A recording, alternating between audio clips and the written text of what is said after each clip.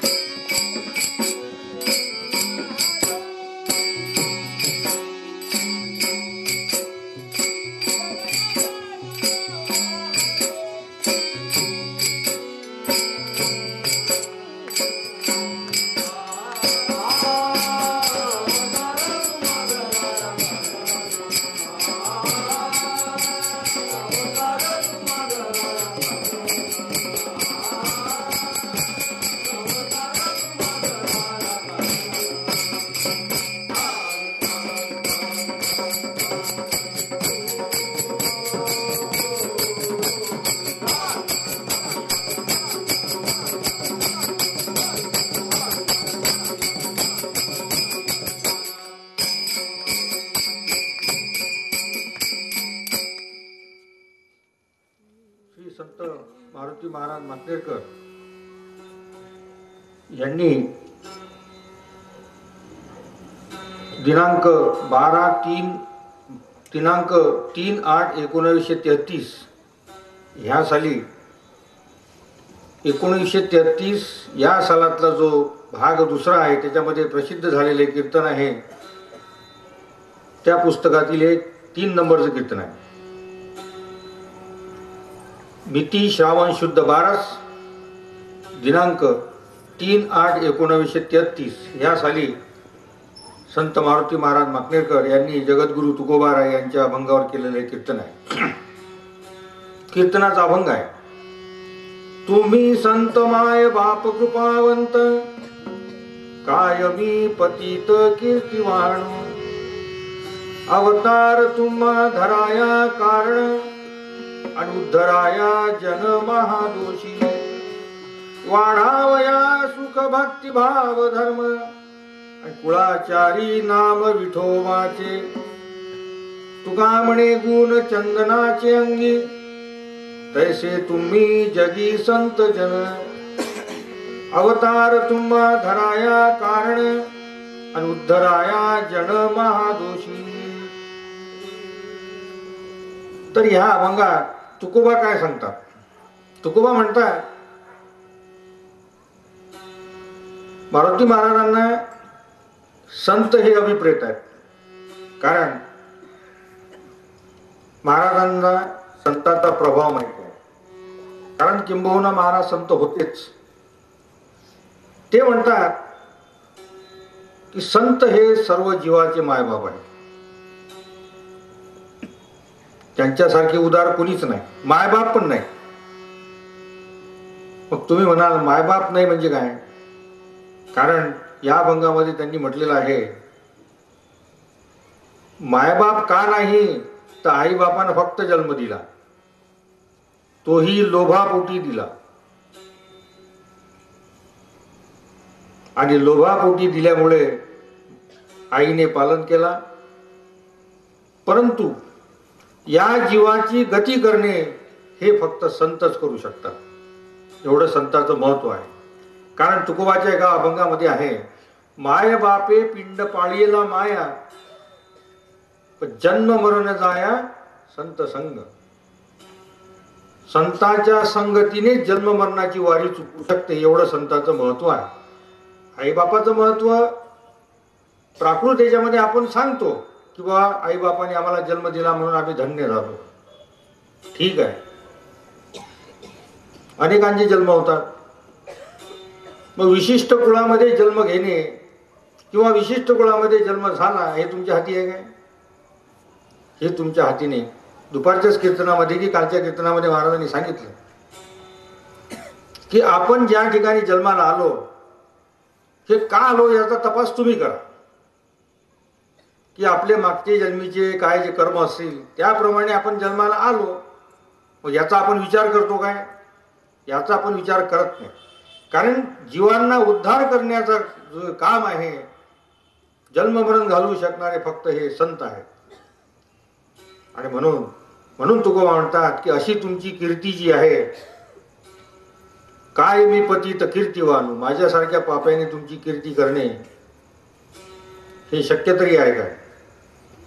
त्यानंतर म्हणतात, अवतार तुम्हा धराया कारण, उद्धराया जन महादोषी.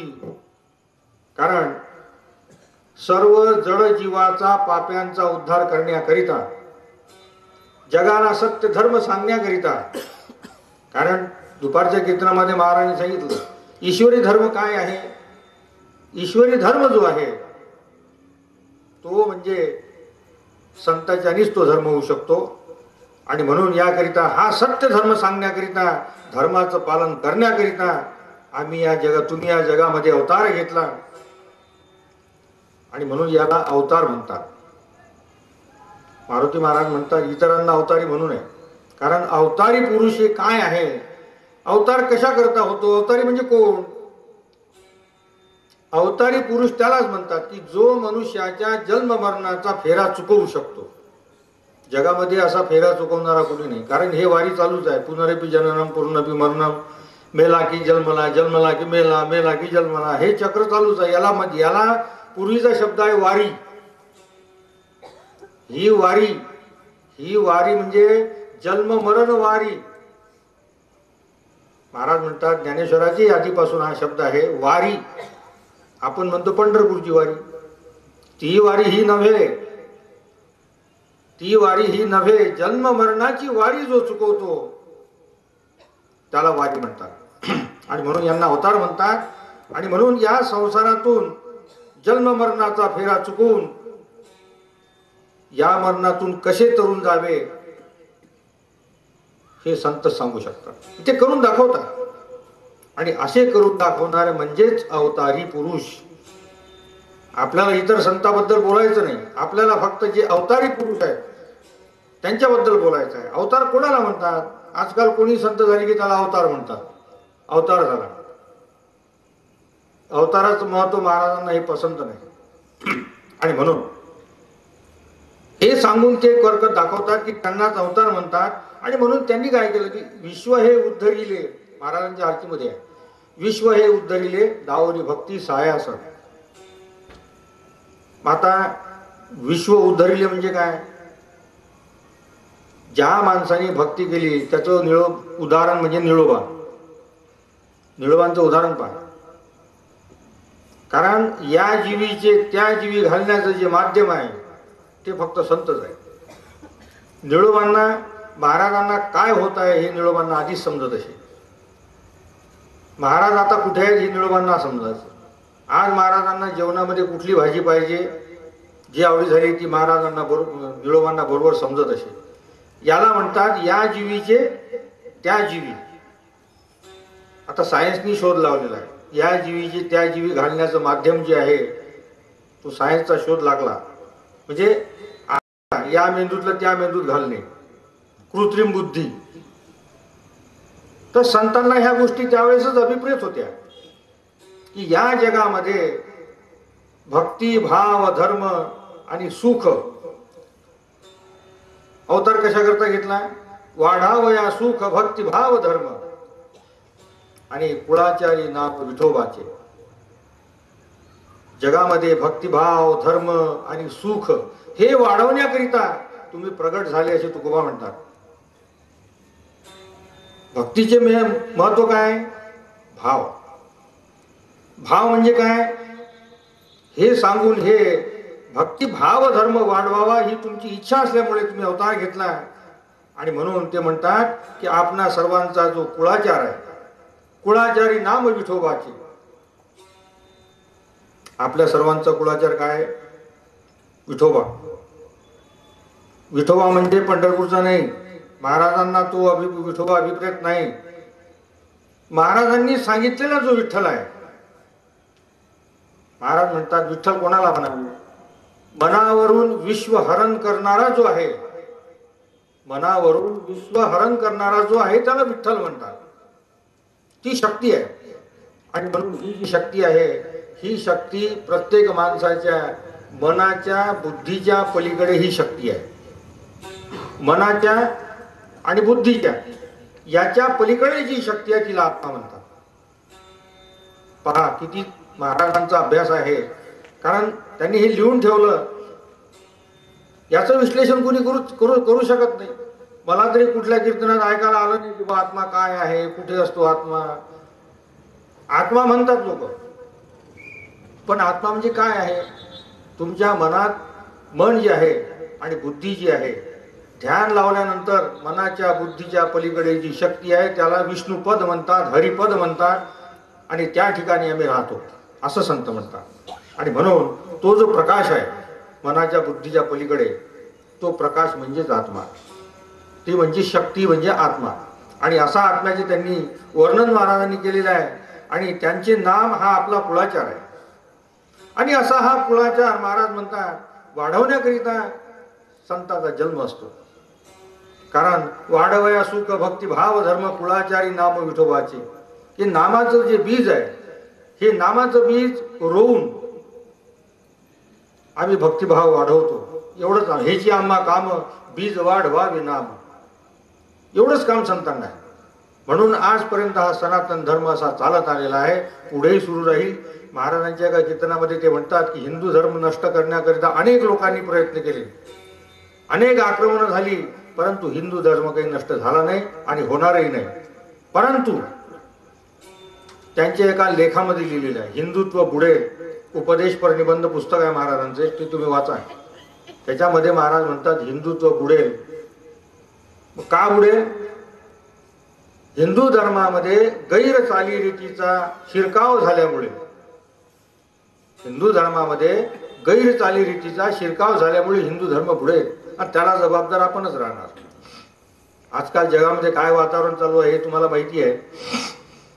आणि म्हणून शेवटचे शेवटी म्हणतात, तुका म्हणे गुण चंदनाची अंगी, तैसे तुम्ही जगी संत जन. जसा चंदनाच्या अंगी इतर वनस्पतींना सुगंधित करण्याचा जो गुण आहे, तो गुण तुमच्यामध्ये आहे, संतामध्ये आहे. कारण तैसे तुम्ही जगी संत जन, ही त्यांच्यामध्ये शक्ती आहे. बोरी बाबळी सारख्या वृक्षांना ते सुगंधित करतात. त्याप्रमाणे तुमच्या संगतीमध्ये, तुमच्या सत्संगात, तुमच्या भक्तीत असणाऱ्यांना आपली योग्यता व आपणासारखी करीती तात्काळ. त्यांच्या सत्संगतीमध्ये जर आपण राहिलो, त्यांच्या सत्संगतीत म्हणजे त्यांनी जे लिहून ठेवलेलं साहित्य आहे हे संत साहित्य संतच आहेत. ते म्हणतात ज्ञानरूपाने आम्ही जिवंतच राहतो, ज्ञानरूपाने. कारण संत मरत नाही. ते म्हणतात नाही आम्हाला मरावे लागत. संतांच्या ठिकाणी ब्रह्म वास करते आणि ब्रह्म हे कधी मरत नाही. कारण संत म्हणतात आम्ही मरू तर मग ब्रह्मही मेलो, आम्ही मरू तर ब्रह्मही मेलो. म्हणून ब्रह्म जे सदोतीत ज्या विश्वामध्ये ब्रह्म आहे हे कधीही मरत नाही. आणि ते संतांच्या ठाई असल्यामुळे ते म्हणतात आम्ही कधीही मरत नाही. आम्ही संतांचे हे साहित्याप्रमाणे जे आमचं ज्ञान आहे त्यामुळे आम्ही जिवंतच राहतो. आणि म्हणून ते म्हणतात संत कसे असतात. महाराज म्हणतात संत हे मनुष्याची कर्म करतच नाही. संत मनुष्याची कर्म करत नाहीत. कारण आयुष्यभर त्यांनी स्वतःच्या देहाची फिकीर न करता भक्तियोग आचरण करून आत्मा प्रसन्न करून घेतला. त्यांनी असा आत्मा प्रसन्न करून घेतला, मग त्यांना संसारिक कसे म्हणतात? त्यांना संसारिक म्हणताच येत नाही. आणि म्हणून त्यांनी देव मिळवला आणि लोकांना म्हणजे भक्तांना ते दाखवू लागले. मग असा त्यांनी आपल्यावर उपकार केला, मग त्याचे लेकरू आपण होऊ नये काय? अशा संताचं लेकरू आपण होऊ नये काय? म्हणून ते म्हणतात तुम्ही संत माये बाप कृपावंत. मग त्यांचं लेकरू झाल्यानंतर ते म्हणतील त्याप्रमाणे ऐकावंच लागते. त्यांचं साहित्य जे आहे, त्यांची कीर्तन जे आहेत ते आपल्याला ऐकावंच लागतील. त्याप्रमाणे सांगतील त्याप्रमाणे वागावे लागते. हे त्यांच्या कीर्तनामध्ये आता तुम्हाला ऐकायला मिळेलच. आणि म्हणून ते म्हणतात की आपला जो संसार आहे तो आयाच्या रीतीने होतो, आपोआप होतो. तसं त्यांचाही संसार प्रारब्धाप्रमाणे संतांचा संसारही होतोच आणि झाला पण. कारण ते निरीच्छ असतात. ते निरीच्छ असल्यामुळे काय आहे, चित्रामध्ये सांगतात महाराज, संत हे निरीच्छ असल्यामुळे जी लक्ष्मी आहे ही लक्ष्मी निरीच्छ पुरुषाच्या गळ्यातच माळ घालते. जो पुरुष निरीच्छ आहे त्याच्या मागे मागे लक्ष्मी धावते. आणि ते म्हणतात की तुम्ही मला सोडून देता, तुम्ही लक्ष्मीच मागता, म्हणजे माझी बायको मागता. तुमची बायको मागितली तर म्हणजे ते म्हणतात विश्वगुरूची पत्नी ती आमची, हे जे सृष्टी वैभव जे आहे संतांची माया आहे. ती सृष्टी वैभव जे आहे ती संतांची माया आहे. परंतु संतांची माया नको असते. आणि म्हणून ते म्हणतात की ही जी माया आपोआप आमच्यावर येऊन पडते. अनेक संतांचं प्रारब्ध आहे, अनेक मोठमोठे संस्थान आहे, अनेक मोठमोठ्या संस्थानामध्ये पैसा आपोआप येऊन पडतो. हे त्या दगडाचं प्रारब्ध आहे. तोच दगडाची मूर्ती होते, त्याच दगडाचा पायरी होते. मग याला प्रारब्ध म्हणता येणार नाही. म्हणून ते म्हणतात की हे सगळं जे आहे ते प्रारब्धाशिवाय होत नाही. आणि सृष्टी सौंदर्य आहे हे आमचे वैभव आहे. आता सृष्टी वैभव म्हणजे काय? जगामध्ये जे आपण पाहतो सृष्टी वैभव ही त्या आत्म्याची माया आहे. आणि त्या मायेला लक्ष्मी माळ घालते, ही देवाची संपत्ती आहे. तर असं संताला सृष्टी सौंदर्याने नटवा. संतांचे आश्रम, संतांचे मंदिर, संतांची जी काही माया आहे ती माया सौंदर्याने नटवा, कारण ती माया आहे. आणि त्या मायेमुळे त्यांचे कोणतेही कर्म जे आहे त्याची माया, म्हणजे जे मंदिर, आश्रम, संतांचे वाडे, घोडे, हे सर्व सृष्टी सौंदर्याने नटवा. आणि संताजवळ जाताना आपला देहही नटवा. महाराज म्हणतात संताजवळ गवळ्यासारखं जाऊ नका. आपला देह जो आहे तो चांगला नटवा आणि संतांच्या पायी लीन व्हा. आणि तो गेला संता, तो देह, तरी तोही नटवून न्या. मनुष्याचा देह गेला तरी नटवून नेतात ना, हार फुलं घालून वगैरे, सगळे कपडे घालून, चांगले कपडे घालून, तोही नटवा. हे महाराजांनी आजच्या कीर्तनामध्ये सांगितलेलं आहे. तर त्यांच्या कीर्तनाचा जो भाग आहे तो आपण महाराजांनी लिहून ठेवलेला आहे. तो आपण शब्दशः त्यांनी जसं म्हटलेलं आहे त्याप्रमाणे आपण पाहू. तर विठ्ठला विठ्ठला विठ्ठला विठ्ठला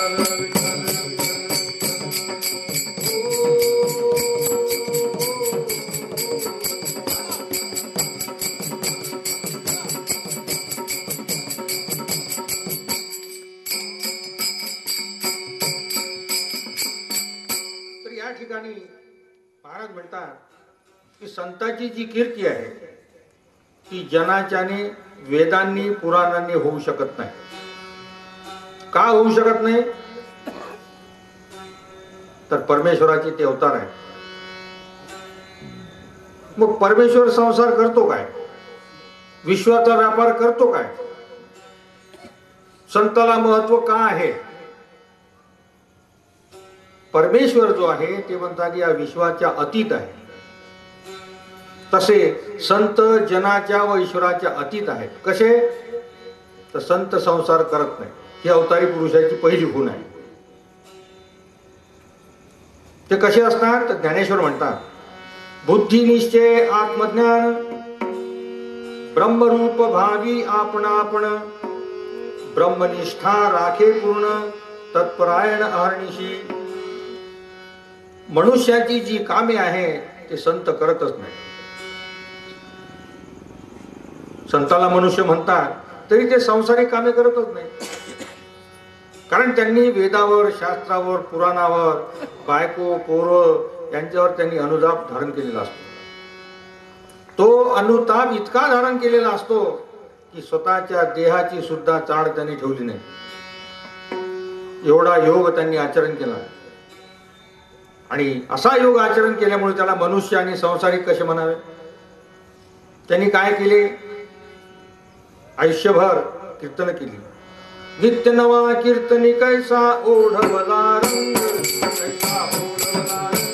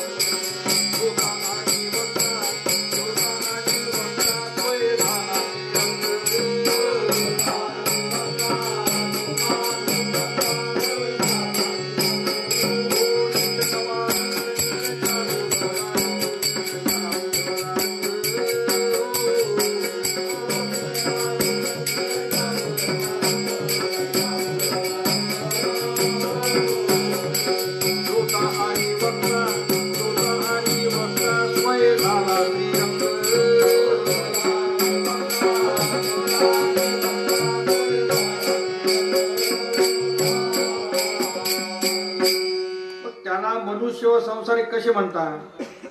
कारण त्यांनी काही केले काय नाही. संसार आचार साधने हे काही केले नाही. कारण गीतेमध्ये कृष्ण म्हणतात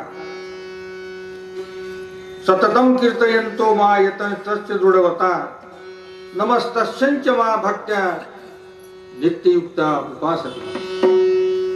इतका अखंड संतांनी देवच केला. आणि देव केल्यानंतर ते काय म्हणतात, आम्ही पाहू डोळा देव दाखवू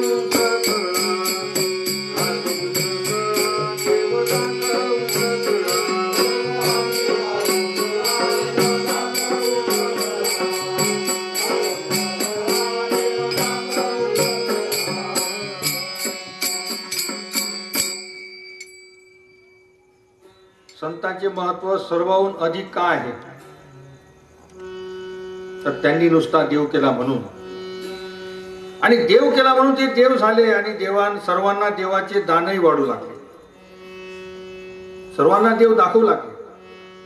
आणि म्हणून हे मरणाच्या आधी जो करील तो अवतार, आणि म्हणून ते म्हणतात अवतार तुम्हा धराया कारण, अवतार तुम्हा धराया कारण,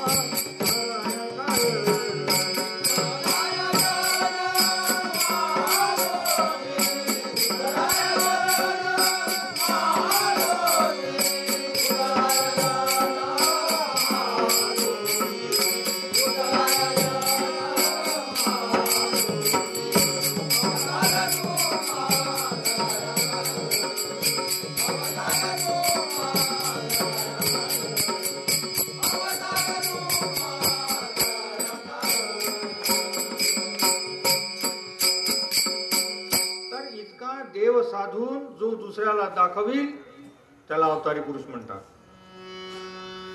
ते देव होऊन देवाची शक्ती ज्याच्या जवळ आहे तो अवतार समजावा. कारण ज्ञानेश्वर म्हणतात भांगारी दीप ठेविला तो बाहेर फाकवा, अंतरीचे धावे स्वभावे बाहेरी आणि धरिताही परी आवरेना. कारण जो आतमध्ये गुण आहे तो फाकतोच, तो बाहेर फाकतोच. ही खरी देवाची शक्ती आहे, आणि ती खरी देवाची शक्ती कुठे होते, अंतःकरणात होते. ती कितीही दाबून धरली तरी बाहेर फाकल्याशिवाय राहत नाही. चंदनाच्या सुवासाप्रमाणे ती बाहेर येतेच. तसा देव झालेल्या पुरुषाचा अनुभव तो बाहेर दिसतोच. ते म्हणतात न लगे चंदना पुसावा परिमळ, न लगे चंदना पुसावा परिमळ,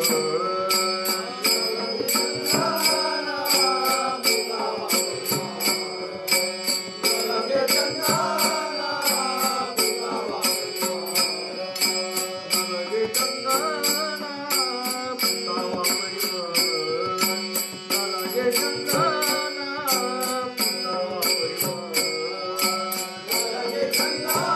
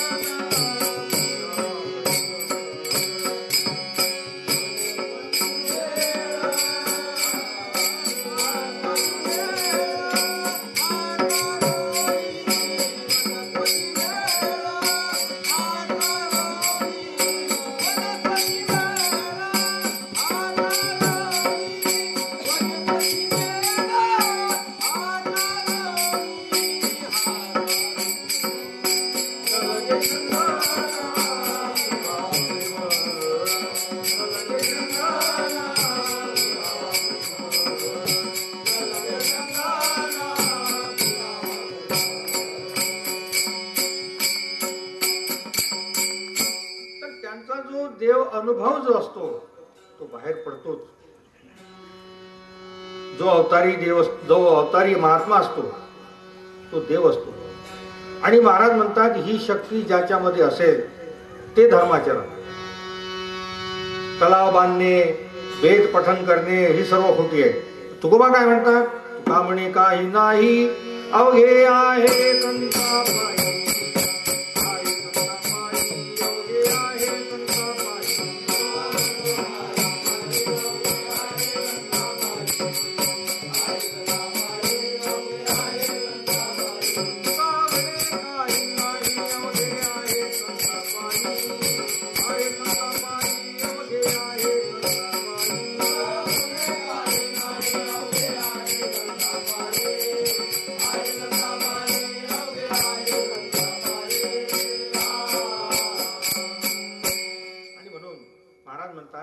शास्त्रात पुराणात अनेक साधने लिहिलेली आहेत. तीर्थ, व्रत, तप, दान, गोदानादी दान आहेत, पण ती सर्व गबाळ आहे, म्हणजे खोटी आहे. मग गीतेला मान का द्यावा? तर गीतेमध्ये अनुताप वर्णलेला आहे. मानस योग, बुद्धी योग हे सर्व अनुताप आहेत. मुख्य तीर्थ काय? मुख्य तीर्थ हे काय आहे? तर ज्ञानेश्वर म्हणतात या लागी दुष्कृती जरी झाला अनुताप तीर्थी न्हाला नाऊनी मज आतू आला सर्व भावे. तसेच अनुताप पांघरे दिशा स्वेद निगुदे अवघी आशा होशील मागे होता की तैसा. तुका म्हणे दशा भोगी वैराग्य सावळे रूप ल्यावे डोळा. आणि म्हणून ते म्हणतात की अनेक ग्रंथ पाहू नये, अनेक ग्रंथ पाहू नये, कारण बहुतांची बहुत मते अवघी रीते पोकळ. पुष्कळ कवींची मते आहेत, साधने अनेक आहेत, नियमही अनेक आहेत, पण महाराज म्हणतात अनेक नका पडू गबाळाचे भरी तेथे आहे थोरी नागवन. मग गीतेमध्ये अनुताप सांगितला. अनुताप म्हणजे काय? अनुताप म्हणजे पूर्ण उदासी. कशी उदासी पाहिजे? ज्ञानेश्वर म्हणतात तरी जो या देहावरी उदास ऐशी या परी उखिता जैसा बिढारी बैसलासी. उठलेली वैराग्य जेने हा त्रिवर्ग अवघाची सांडणी जैसे वमुन गेले सुने आत्ताची ते. म्हणजे काय? ज्याप्रमाणे वाटसरू हा रस्त्यावर उदास असतो, वाटसरू प्रमाणे उदास व्हा, याला उदासी म्हणतात. कुत्र्याच्या ओकारीवर आवडी होते काय? नाही. तशी या तीन लोकावर नावड झाली पाहिजे, तेव्हा हा अध्यात्म योग लागतो. हा योग ज्याला साधला तोच अवतारी पुरुष. त्या संतांनी कोणतेही आचरण केले नाही, फक्त अनुताप धारण केला. ते उदास वृत्तीने राहिले, त्यांनी सृष्टीचे कर्म केलेच नाही. शरीरावरील जो संसार आहे तो अयाचित अनिश्चित रीतीने होतो, आपोआप होतो. कल्पना न करता देह दैवाप्रमाणे संसार होतो. न मागता तर झाला नसता तर हे कसे झाले असते? आणि म्हणून ते उदास किती असतात. काही न मागे कोणाशी तोची आवडे देवा.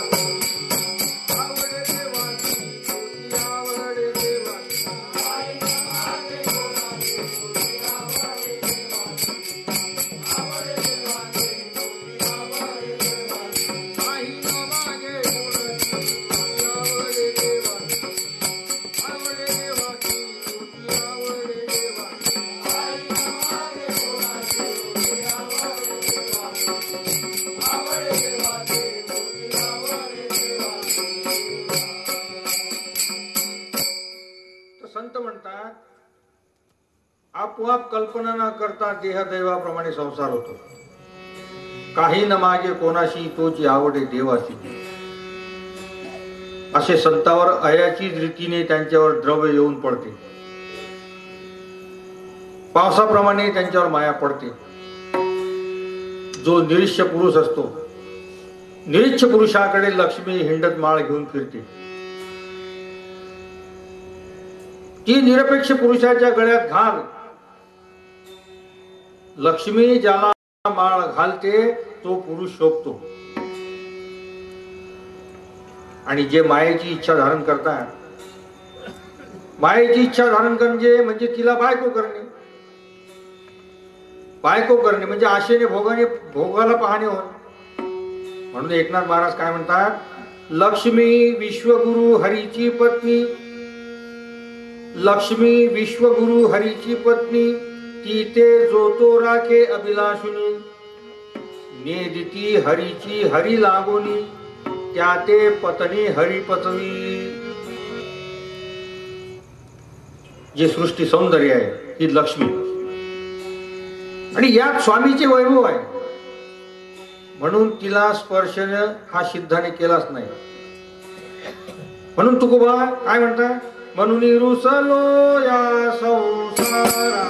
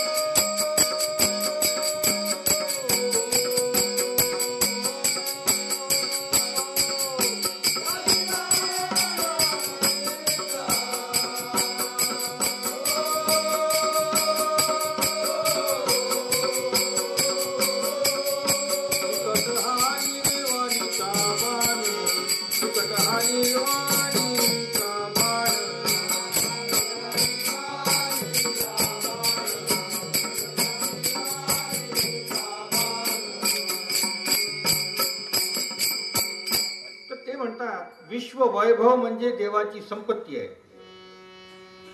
आम्ही सृष्टीचा बीज धरून निरपेक्ष रीतीने अभ्यास केला आणि सिद्धी मिळवली. संतांजवळ आत्मखून असलीच पाहिजे, तरच ते सिद्ध म्हणजे अवतारी पुरुष. ज्याच्याजवळ ही खून नाही त्याला तुकोबा काय म्हणतात, आत्मखून नाही जेथे आगी लावून द्यावी,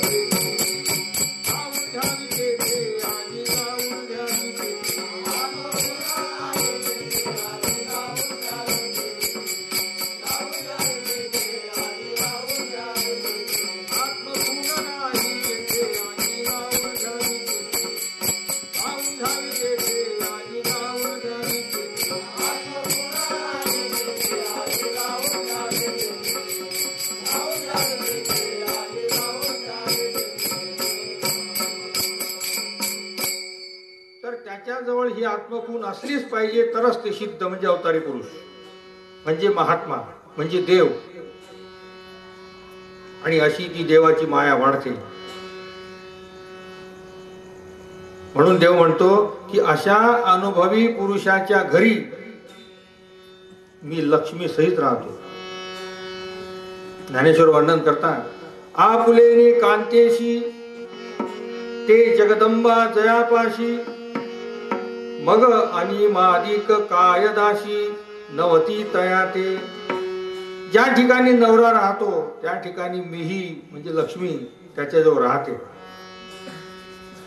आणि म्हणून ते म्हणतात, चक्रगदा घेऊन हरी उभा तिष्ठे त्याच्याद्वारी लक्ष्मी कामारी रिद्धी सिद्धी सहित.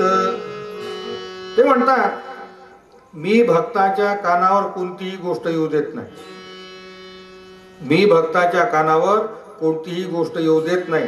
कारण ज्ञानेश्वर म्हणतात एरवी तरी माझ्या भक्ता काय संसाराची चिंता, काय समर्थाची कांता भीक मागे. अशी सर्व संसाराची सामग्री आयाची देऊन पडते. कारण मायेची मनाला गरज असल्यावर सूक्ष्म का होईना तेथे अध्यात्म राहणार नाही. तिथे अध्यात्म राहतच नाही. मायेची मनाला गरज असल्यावर सूक्ष्म का होईना तिथे अध्यात्म राहतच नाही. भगवद्गीतेमध्ये कृष्ण म्हणतात अज्ञश्वा श्रद्ध ध्यानश्च संशयात्मा विनश्यति नायम लोकोस्ति न परो न सुखम संशयात्मनः. मोहरी मानाने थोडा जरी अज्ञान राहिले, अभिमान राहिला तर देवाला त्याचा भार होतो. आणि म्हणून ते म्हणतात तिळभर जरी होय अभिमान, तिळभर जरी होय अभिमान,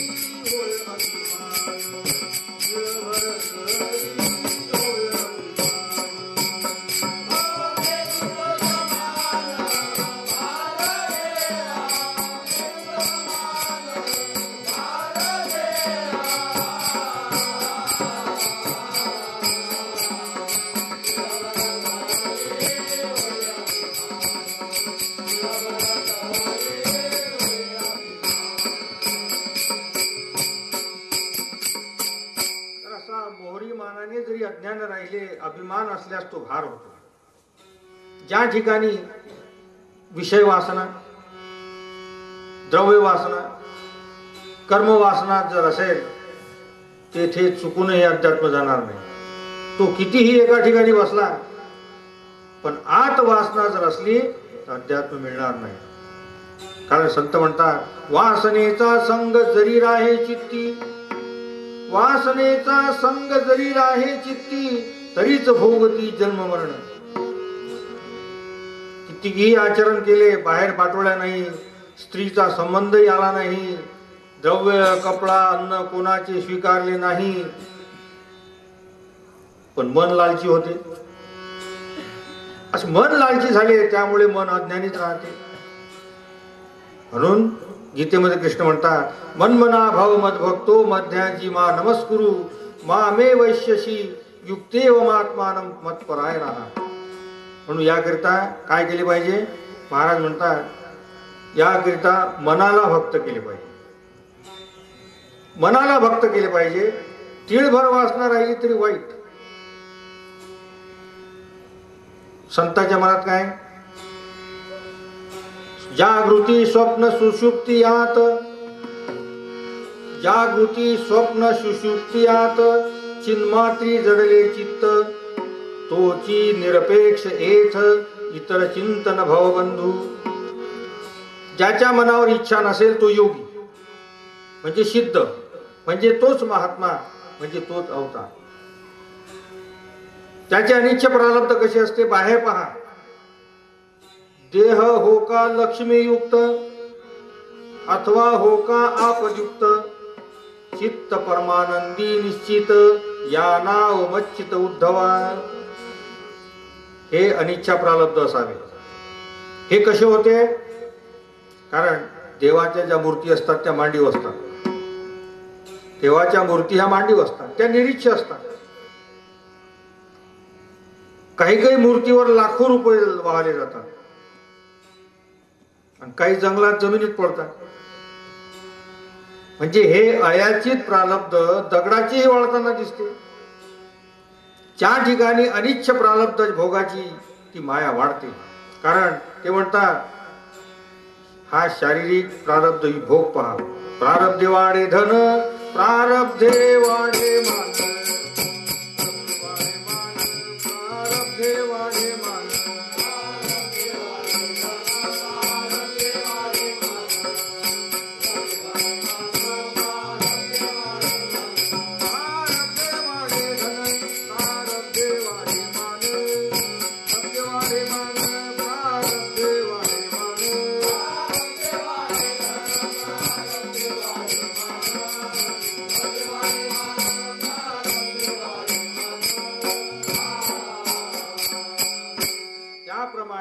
अनिच्छा प्रारब्ध भोगाची माया ही वाढते.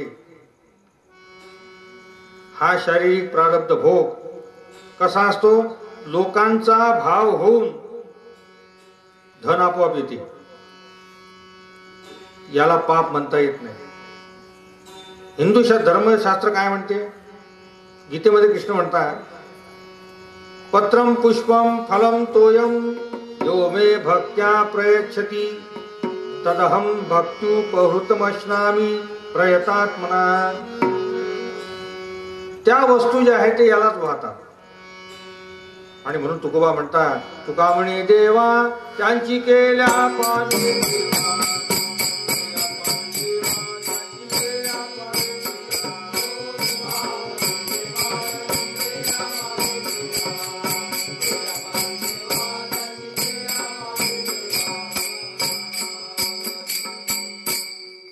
गीतेमध्ये भागवतामध्ये काय सांगितलंय?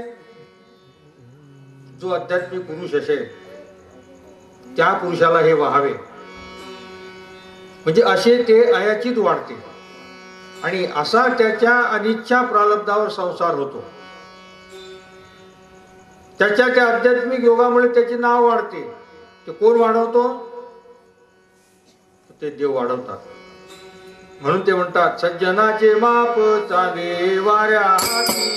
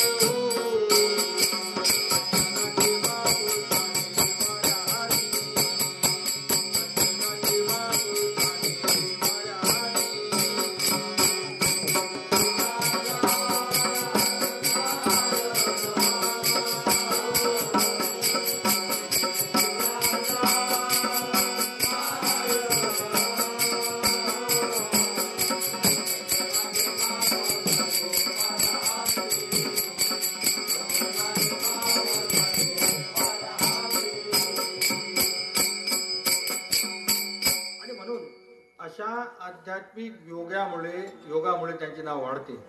ते कोण वाढवतो? देवच वाढवतात. त्यांच्या आतील जो गुण असतो, आतील गुण हे नाव वाढवतो. मग महाराज म्हणतात याशिवाय काही धर्म आहे काय? कारण खालचा धर्म तुम्ही काय जाणणार?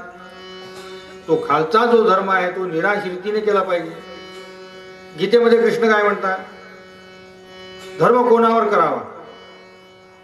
अनपेक्षा शुचिर दक्ष उदासीनो गत व्यथा. अनपेक्षा शुचिर दक्ष उदासीनो गत व्यथा सर्वारंभ परित्यागी यो मद्भक्ता समे प्रिय. याशिवाय दुसरा धर्मच नाही. दीन दुर्बळाला अन्नदान वगैरे करणे हे अज्ञान आहे. दीन दुर्बळाला अन्नदान करणे हे अज्ञान आहे. म्हणून त्याकरता ते म्हणतात, कृष्ण म्हणतात की हे सर्व सोड. गीतेमध्ये काय सांगितले? 7 दिवसाचा जरी झाला उपवासी, 7 दिवसाचा जरी झाला उपवासी, तरी कीर्तनाशी सोडू नये.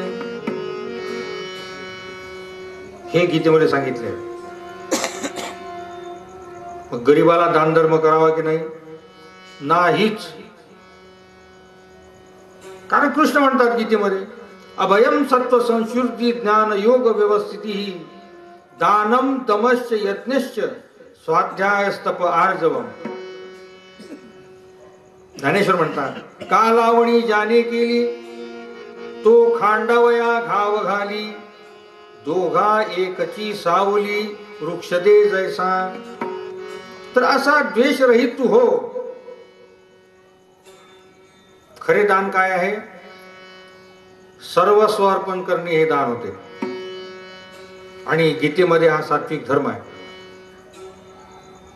काया वाचा मन हे सर्व त्याला दान करावे.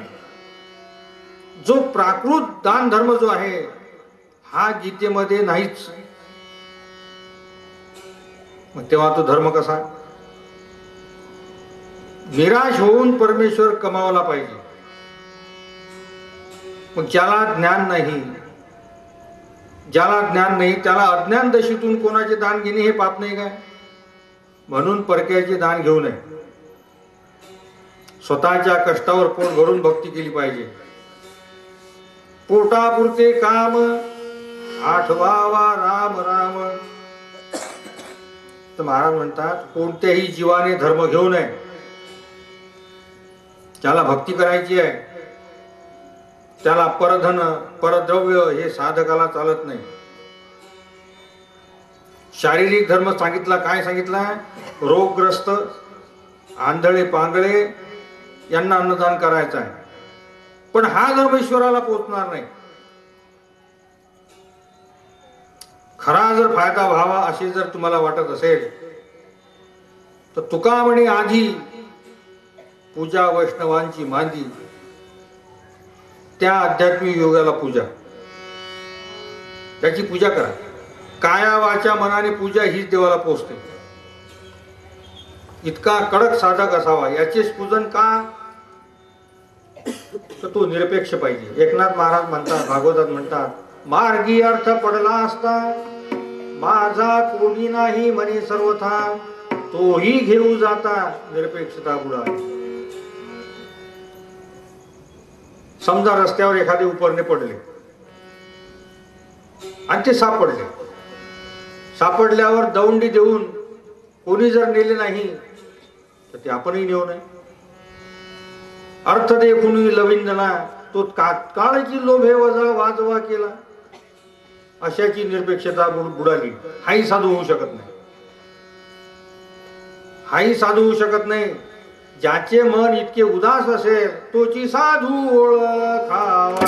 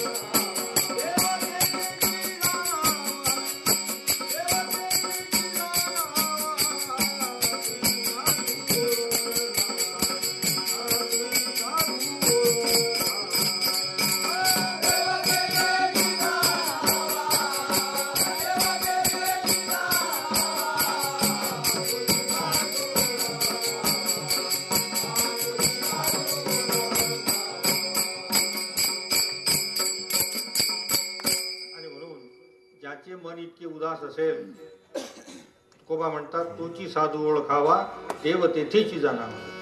ज्ञानेश्वरी म्हणतात, काय म्हणतात, बुद्धी निश्चय आत्मज्ञान ब्रह्मरूप भावी आपण आपण ब्रह्मनिष्ठा राखे पूर्ण तत्परायण अहर्निशी.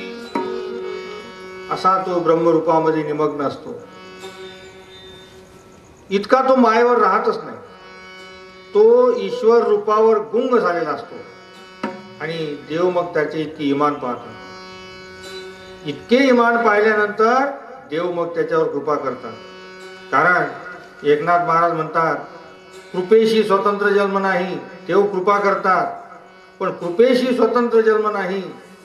जेथे वसे तो साधू पाही, कृपा वसे संताच्या देही, त्याचेने पाही ती दाटुंगी जगी. इतके जर तप असेल, त्या दशेच्या तपाच्या ठिकाणी अध्यात्म लागते. पण मनावर जर खोटेपणा असला तर तो देवाला आपोआप समजतो. म्हणून ते म्हणतात, खोटे कोठे रे तुझ्या पाया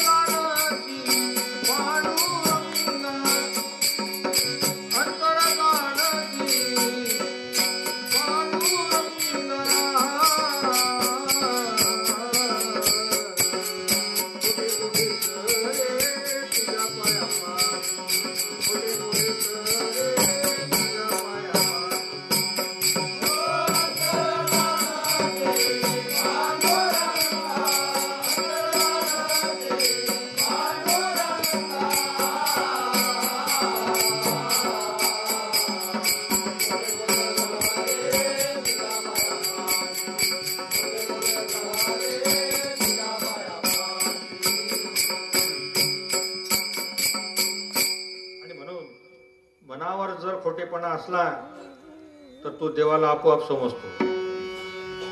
देव त्याच्या जवळ यावेच लागत नाही. देवही येत नाही आणि अध्यात्मही नाही. ही अध्यात्माची खूण दाखवा तर साधू म्हणून घ्या. महाराज म्हणतात, मनुष्याचे नाव साधू ठेवणे महापाप आहे. मनुष्याचे नाव साधू ठेवणे महापाप. कारण त्याच्याजवळ अध्यात्म नसून तो लोकांना बळेजावे दाखवतो. आणि खरे जे असते ते बाहेर पडते, ते दिसतेच. ज्याच्यामध्ये जी वस्तू आहे ती ओळखता येतेच. जसा कापूर आणि त्याची डब्बी. कापूर काढला तर डब्बीला वास येतोच. तसं संत जे असतात, सर्वांगी सुवास परितो नाही.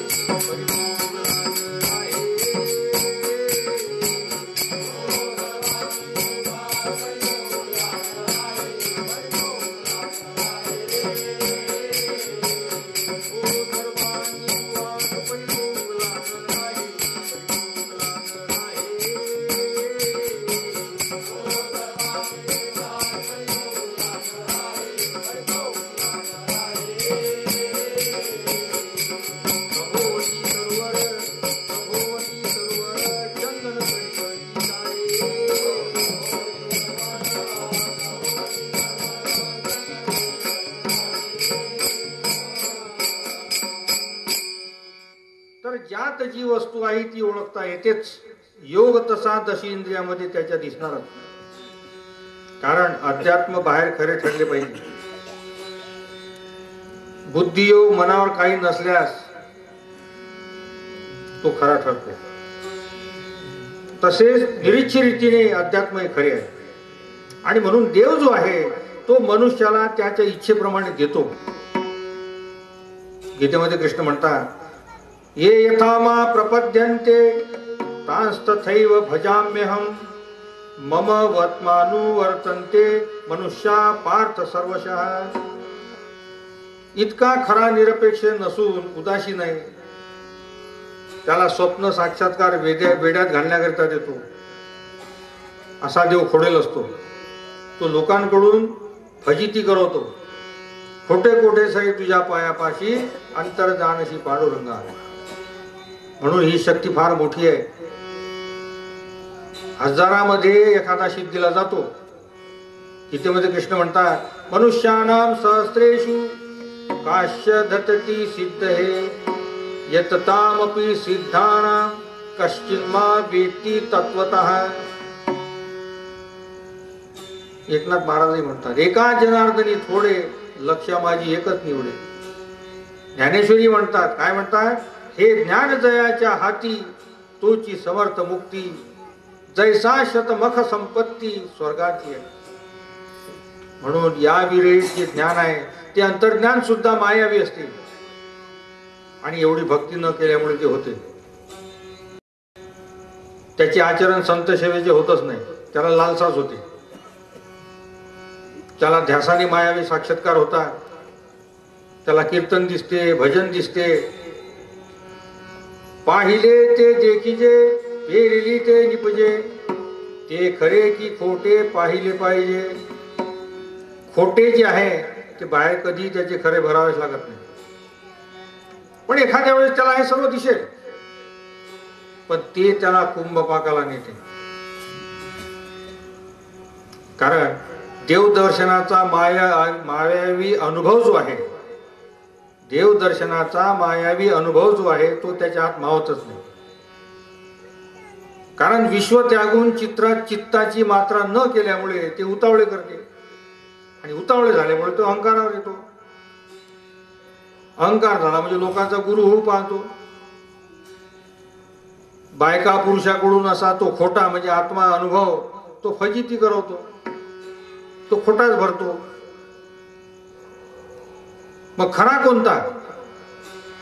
एका जनार्दनी निराश तो धन्य.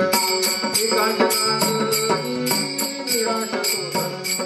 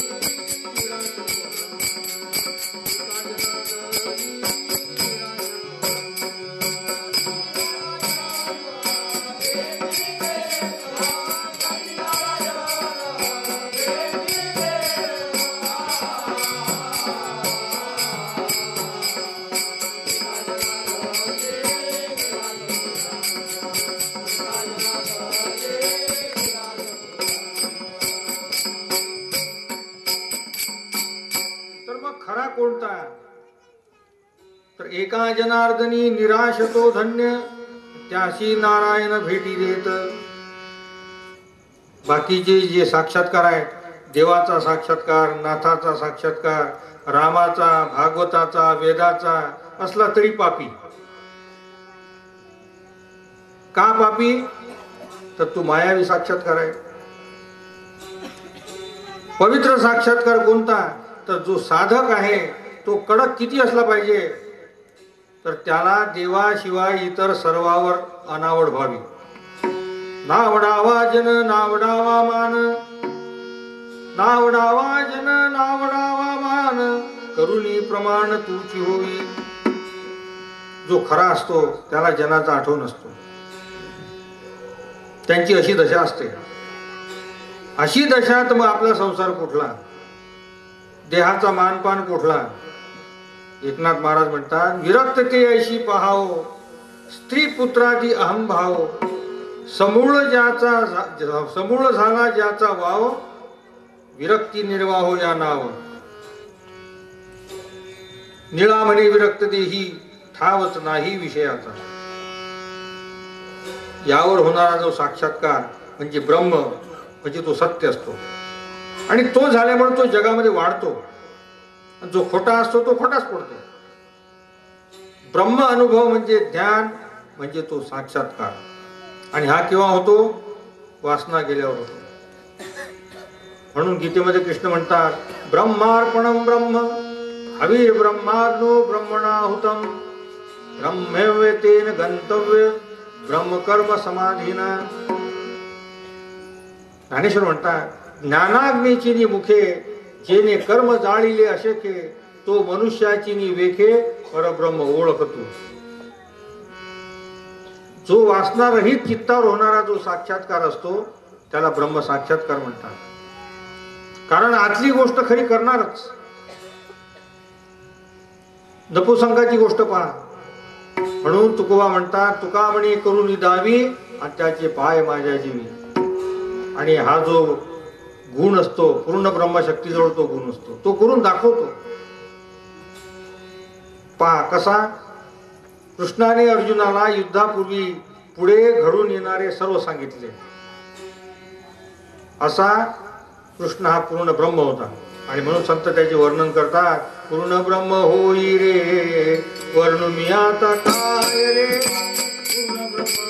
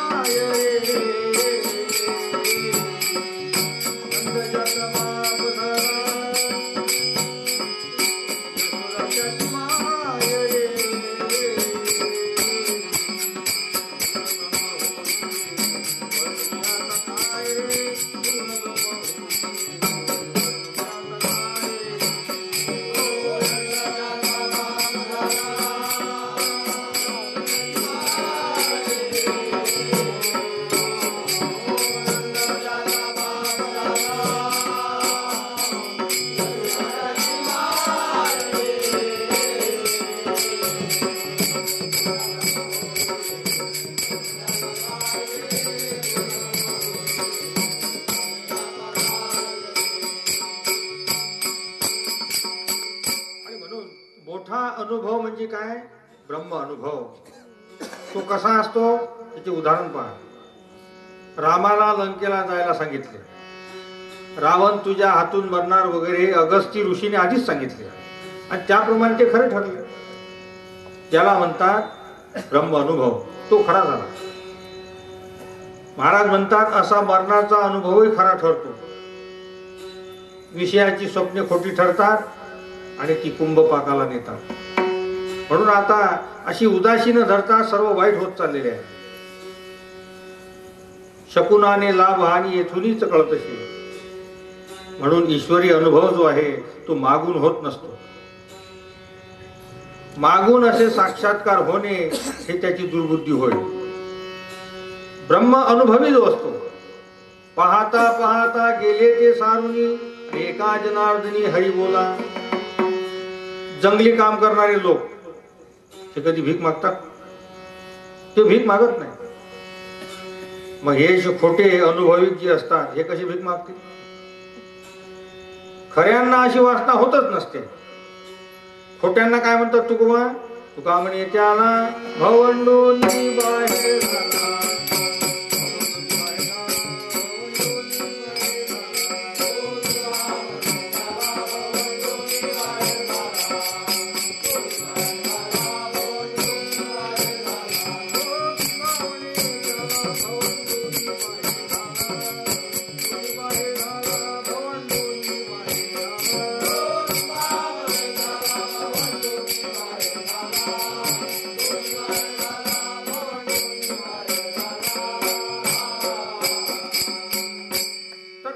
जंगली काम करणारे लोक भीक मागत नाही. मग हे अनुभवी जे असतात ते कशी भीक मागतील? खऱ्यांना अशी वासना होतच नसते. आणि खोट्याला तुकोबा म्हणतात, तुका म्हणजे त्याला भोवंडोनी बाहेर घाला. मायेचा अनुभव द्रव्य, लग्न अनुभव याला फजित करा. कारण देवाचा जो अनुभव असतो तो निरपेक्ष असतो. तो पुरुष उदास असतो. तो वासनेवर येतच नसतो. त्याचे जे प्रारब्ध आहे ते अयाचित घडवतील. आणि खोटा जो असतो तो बेईमान असतो. तुकाराम तुकाराम.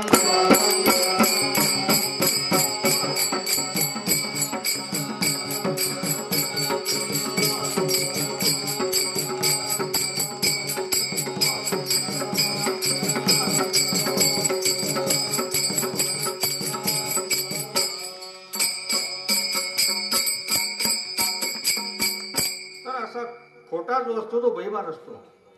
तो खोटा काय म्हणतो? अनुभवही झाला म्हणतो आणि तूच भीकही मागतो. अनुभव झाला म्हणतो आणि तूच भीक मागतो. हे अधम कर्म आहे. याच्या चैतन्यावर नाना कला दिसतात, निरनिराळ्या कल्पना दिसतात. स्वप्नात कोणाच्या घरी जेवायला नसतो. विषय ध्यासामध्ये तोही दिसतो. स्त्रीलाही याप्रमाणे भास होतो. मात्र बाहेर खरे समजत नाही. कारण ते म्हणतात काय बोलतील तोंडे, मना माझी कान कोंडे. ती स्त्री असो की पुरुष, सर्व स्त्री पुरुष आणि सर्व जग हे मनातील गुह्य गोष्ट कधीच सांगणार नाही. विषयी मनुष्याला निद्रेतही भोग दिसतात आणि आशेने स्वप्न घरोघरी पडतात. हे साक्षात ईश्वरी साक्षात्कार नव्हे.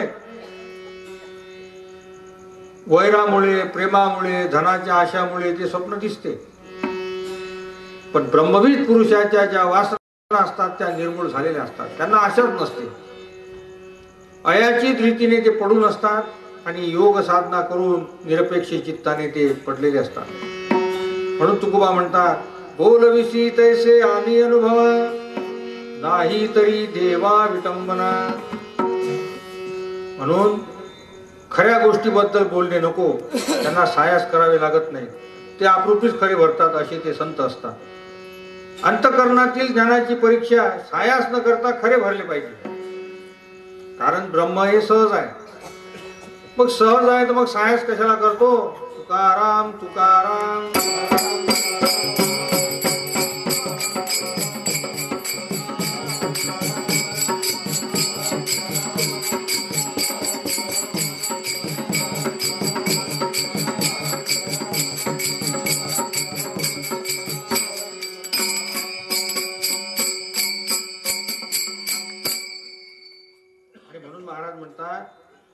मनाने मायेविषयी उपाय करू नये. अशी खरी शक्ती दाखवा तर तुम्ही अवतारी पुरुष म्हणता येईल.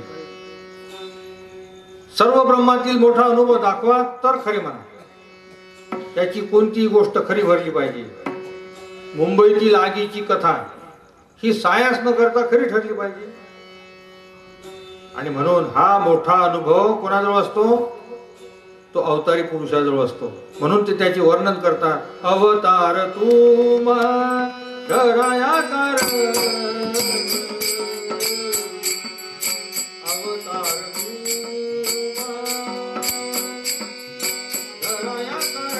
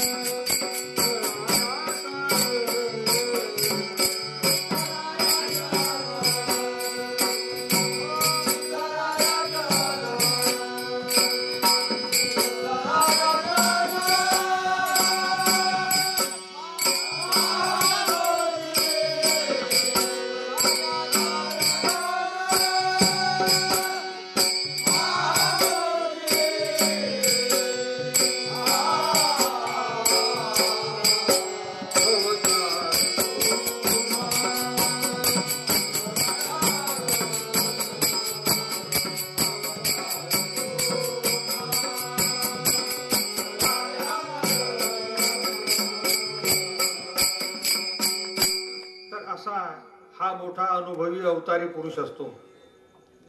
असे आत्मअनुभवी साधू असतात, त्यांनाच योगी म्हणतात. नको ब्रह्मज्ञान आत्मस्थिती भाव आणि मी भक्त तू देव ऐशी करी. म्हणून या आत्मस्थितीला सोडा आणि भक्ती करा. आणि म्हणून ते म्हणतात, म्हणे दीनबंधू तुम्ही सावध व्हारे, संताशी शरण नाम वाचे वदावे. सृष्टीची इच्छा, देहाची इच्छा, संबंध वासना ही नाहीशी होईल आणि मानस शक्ती जेव्हा येईल, कशी आली पाहिजे तर संत नामस्मरण, संत सेवा निरंतर करूनही मिळते. म्हणून अशी त्यांची सेवा अति केल्याने विधी व्हाल आणि त्यांच्या प्रेमाने ते ज्ञान होईल आणि तेव्हा तुमचा आतील शब्द सत्य होतो.